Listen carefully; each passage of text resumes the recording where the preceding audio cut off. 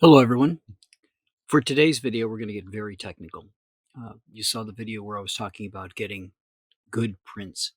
So let's talk about the numbers behind those.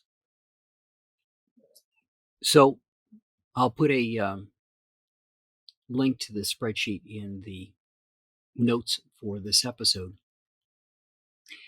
But as you take a look in here, if you've got a camera that gives you a 5184 by a 3456, it's 19 million pixels, okay, for that image.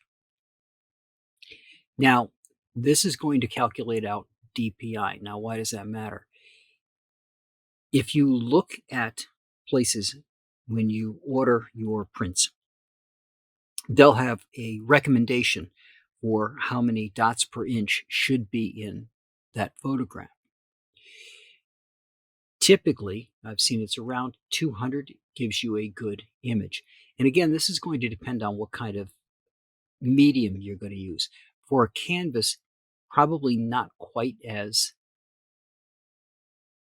noticeable if your DPIs are a little low, for the simple fact that a canvas has that texture to it. So it's not a print like it would be on paper or a metal print. So you've got a little bit of a difference there. But if you look at this and you wanted to go by a 30 by 40, your DPI drops down to 122. Okay. A 15 by 30 or a 30 by 15 would give you about 200 DPI. If you wanted to get closer to 300, you're in a very odd range here, which is what this is. And then for curiosity, a 6 by 4, which are those little, almost, I call them an ornament type print, those little desk prints. You'd be at 864 DPI, which you'll have to cut that back before you can send it to the company to get it made up. But you can get a feel for what these numbers come in at. Now, this is great if you want to go through and do these pixels one by one like this. And if you've got your camera, you can just plug in your numbers and it'll give you the evaluations. But to give you kind of an overview of what this looks like. So at the top, we have the print sizes, and on the side, we've got the resolution of the cameras. And you can make changes to this and it'll update everything. Now, anything greater than 300 DPI is going to come in green. The yellow ones are the ones that are about 200 DPI. So you can see that if you have a 45 megapixel camera like I do, you can go out to a 50 by 75. You're really low on DPI, but you could do it. Like I said, if that was a canvas print, you might be okay. I usually do is around 30 by 40s is the biggest that I go for the most part. So that comes in pretty good, 193 DPI. So it's almost that 200 DPI sweet spot that I talked about. But as you go down in camera resolution in megapixels, you can see what happens to that number. And these red ones are, you would not be able to take a 10 megabit camera resolution and put it out to a 50 by 75. It will not work. It's going to give you a very low quality, very pixelated image. And some of these things you could look at if you wanted to see it for yourself. Open it up in something like Photoshop or even Paint. Open the image up and have it magnify and pay attention to how big you're making it. And you can see where that pixelation is going to come in. So you can get an idea of what it's going to look like when you get up to these higher resolutions or these larger print sizes.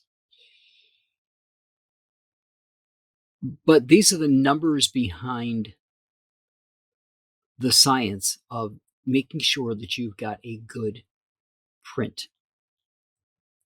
Also, if you wanted to change things that you were more happy with 200, You can come in here and you can change those numbers, and it will update the color chart for you so you can see what you could get. So if you were willing to get down to 200 and you wanted everything to be green, you can see how the chart changes. A 45 megapixel now goes all the way up to a 24 by 36 before it turns yellow at the 30 by 40. So as I said, I'll post a link for the spreadsheet up in the episodes section for this episode and later today.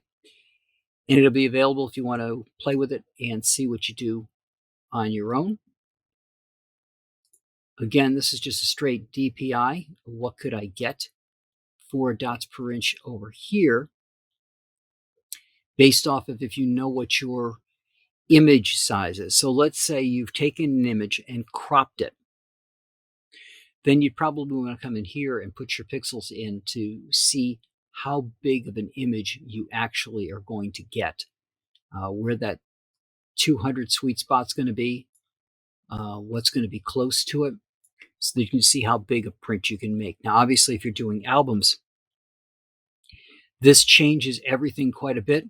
You could be down into the 6x4 range, so you can go really cropped in and still get a good 6x4 out of it when you're putting things into an album. You're constrained by the page and how you're arranging things on the page. So if you have something that's super, super cropped for some reason, and you're doing an album, that gives you a little tile that you can pop in on a page and still get a good looking print out of it, even though you had to crop it in. So that's what I got for you guys for a technical aspect for this week. And I will talk to you guys all next